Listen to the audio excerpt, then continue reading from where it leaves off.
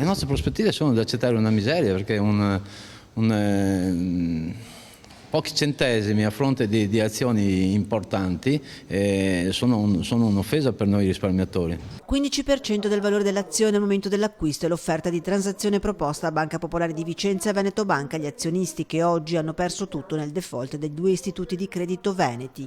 E quanto Federcontribuenti ha spiegato stamane ad una partecipatissima assemblea di azionisti, una proposta che è stata definita offensiva. Si cerca una mediazione con la banca, perché le banche devono stare aperte, perché comunque ci sono i dipendenti e non si parla delle responsabilità di chi ha gestito la banca. Incredulità, rabbia e rassegnazione sono i sentimenti che serpeggiano nella stanza. Gli accordi che fa la banca non sono mai soddisfacenti, assolutamente no. È insufficiente il 15%, assolutamente, e dovrebbe rispondere sia la banca sia il governo molto di più. Io penso anche il governatore Zaia, perché insomma in rappresentanza di noi veneti. Comunque saremo raga, abbiamo perso tutto.